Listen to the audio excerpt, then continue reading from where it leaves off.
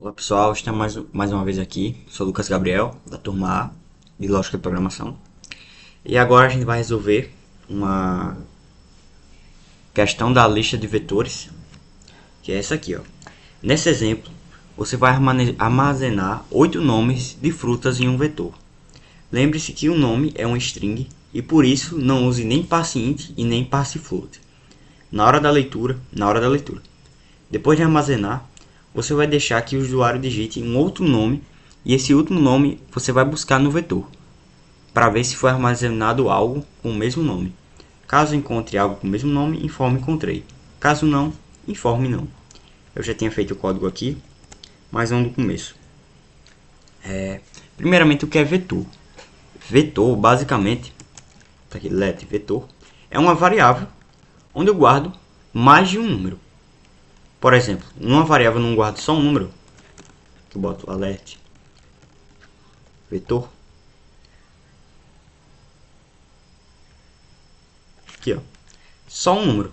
Porém, o vetor ele guarda mais de um. Eu posso guardar mais de um número, de um string, de uma variável booleana. Posso guardar vários tipos de variáveis aqui. Eu posso, por exemplo, botar 3, true e oi, que ele vai botar aqui.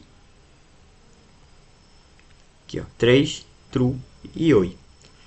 E também se eu quiser mostrar um elemento específico de um vetor, eu posso colocar o index dele, que é um número correspondente do valor dessa posição aqui. É a posição da variável, do valor dela. E a gente não vai de 1 até o infinito. A gente vai de 0 até outro número. Por exemplo, 3 não está na primeira posição. Eu vou colocar vetor 1, que eu coloco entre colchetes, vetor 1. E você vê aqui, ó, ele deu true. Só que true, ele está na segunda posição. Mas os vetores ele guardam o index, a posição dele do 0 até outro número. Que eu vou colocar aqui 0. Ele vai mostrar 3. Depois disso, vamos fazer o código mesmo. Vou apagar aqui, vou botar let, que ele quer que eu leia as frutas. Frutas é igual a um array, que a gente chama também vazio, porque o usuário que vai colocar as frutas. E como a gente pode fazer isso? Vamos lá. Vou criar um laço de repetição, que é let i vai começar em 0. Aí, enquanto i for menor do que 8, porque ele vai de 0 até 7, que eu poderia fazer também menor ou igual a 8, e let i é igual a 1, porque ele vai de 1 a 8. Ele quer que eu leia 8 números. Então a gente vem aqui, porque o i é igual a 1. Então, enquanto for menor ou igual a 8, o i, ele vai aumentando. Agora eu vou botar aqui, eu vou ler a fruta. Vou colocar let, deixa eu ver, let f é igual a prompt, digite o nome de uma fruta. Agora eu venho aqui e coloco frutas. Ele tem parâmetros que é frutas.push, que eu vou adicionar o meu vetor, que eu vou adicionar o f. Então vamos lá. Vai fazer o laço de repetição, vai de 1 até 8, e ele vai ler uma string, uma fruta, e a partir disso ele vai colocar no array essa fruta que eu digitei, que o usuário digitou. Agora deixa eu botar um alert. Vou colocar frutas.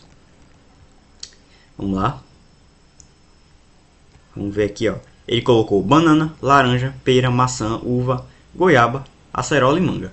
Só que você pode ver que eu comecei sem nada, no meu array sem nada. Só que com esse laço de repetição, o usuário que colocou, o programa que colocou. E agora, vamos lá ler a questão de novo. Depois de armazenar, você vai deixar que o usuário digite um outro nome, e esse outro nome você vai buscar no vetor. Então ele quer que a gente encontre um valor. Que eu vou criar aqui o let fruta buscada é igual ao prompt. Digite o nome da fruta que você deseja encontrar. Pronto.